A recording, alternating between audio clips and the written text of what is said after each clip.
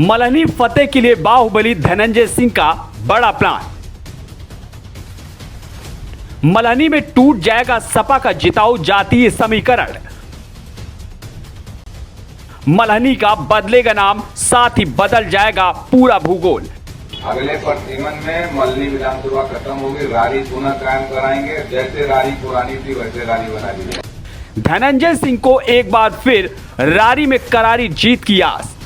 कई यादव हैं, यहाँ ठाकुर, यहाँ पंडित, यहाँ एमसी हैं, यहाँ नहीं जाना, यहाँ चमार है। कुछ जैसे हुआ क्या था कि जाति आधार के दलों के गठन से लोगों ने मान लिया कि वोट कला पार्टी का, ये वोट कला पार्टी का, पूर्ण समाज का उपकारी था। मैं ये मानता हूँ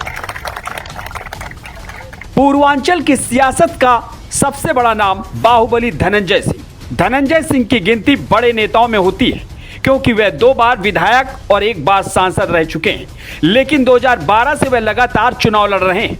लेकिन जनसेवा और तगड़ी मेहनत के बाद भी उनके खाते में हार ही आती है।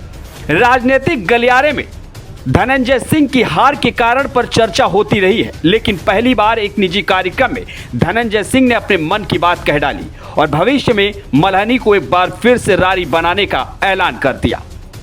अगले प्रतिमन में मल्हनी विधानसभा खत्म होगी, रारी पुनः कायम कराएंगे। जैसे रारी पुरानी थी वैसे रारी बना दी जाए।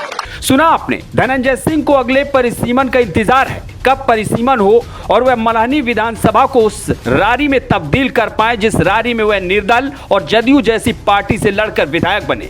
दरअसल धनंजय सिंह 27 साल की उम्र में जौनपुर की रारी सीट से निर्दल विधायक बन यूपी में रिकॉर्ड बनाया। फिर 2007 में वे विधायक बन जलवा टाइट कर दिया।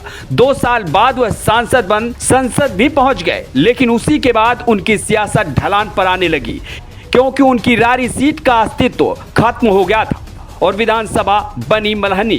उसी सीट से धनंजय सिंह लगातार हार रहे हैं और सपा के दिग्गज नेता पूर्व मंत्री पारसनाथ यादव और उनके बाद उनके बेटे लकी यादव जीतते आ रहे हैं। इसको लेकर धनंजय सिंह के करीबी ठाकुर राणा सिंह ने लंबी चौड़ी पोस्ट लिखी, जिसका निष्कर्ष ये है कि धनंजय सिंह का बड़ा नाम होने के बावजूद सपा की जीत के पीछे मल्हनी का मजबूत MOI समीकरण माना जा रहा है। 2007 में जब परिसीमन हुआ तो सपा सरकार थी। ऐसे में मंत्री पारसनाथ यादव ने प्रशासन को दबाव में लेकर मल्हनी विधानसभा का ऐसा नक्शा बनाया कि छतरी वोट कम हो गए और यादव वोट बढ़ गए। प्राप्त जानकारी के मुताबिक मल्हनी में लगभग 30% यादव और लगभग 12% मुसलमान है, जो कुल मिलाकर 42% हो जाते हैं, जिसके कारण चाहे जितना मेहनत होती है सपा प्रत्याशी चुनाव जीत जाता है। मल्हनी में सपा का जातीय समीकरण इतना मजबूत है कि धनंजय सिंह जौनपुर में MLC बना लेते हैं, पत्नी को जिला पंचायत अध्यक्ष बना लेते हैं, लेकिन मल्हनी से विधायक नहीं बन पा रहे हैं। ऐसे में अब धनंजय सिंह जीत के लिए शुरुआत करने का प्लान बना रहे हैं। उन्होंने एक निजी कार्यक्रम में पहले तो 2002 में निर्दल जीत को याद कर सभी जाति वर्ग के लोगों के सहयोग का धन्यवाद दिया और बाद में कह दिया कि इस बार परिसीमन होगा तो मल्हनी को रारी बना देंगे। हमने पहला यही काम किया, जब चुनाव लड़ने लगे हमने कहा पहले अपनी विधानसभा को समझा जाए। इसीलिए पदयात्रा करके पूरे रारी के एक गाँव गया, एक पूर्वे में गया था। मैंने जात और धर्म नहीं देखा था। यहाँ कई यादव हैं, यहाँ ठाकुर, यहाँ पंडित, यहाँ एमसी हैं, यहाँ नहीं जाना, यहाँ चमार है। कोई जैसे हुआ क्या था कि जाति आधार के दलों के गठन से लोगों ने मान लिया कि ये वोट कला पार्टी का, ये वोट कला पार्टी का। हमने कहा चलो प्रयास किया जाए, कुछ न कुछ तो मिलेगा। हम लोग इंडिपेंडेंट चुनाव लड़ रहे थे, इसीलिए मैं एक घर जात हर वर्ग की कदर करता हूँ, क्योंकि मुझे अगर एक मत भी जिससे पहली बार 2002 में चुनाव दे के मुझे विजयी बनाया था, तो मैं मानता हूँ संपूर्ण समाज का उसका योगदान। मैं ये मानता हूँ। धनंजय सिंह का ये वीडियो तेजी से वायरल है। धनंजय सिंह के समर्थक इस बयान से खुश हैं, तो वहीं सपा के समर्थक कह रहे हैं चाहे जो हो जीतेंगे लकी यादव।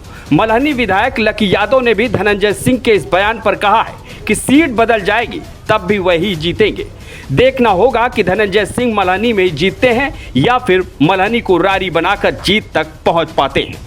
मल्हनी सीट पर उपचुनाव में धनंजय सिंह भाजपा से छतरी प्रत्याशी होते हुए भी सिर्फ 4000 वोट से हारे थे, जिसके चलते उनके समर्थक अभी जीत की आस लगाए हुए हैं।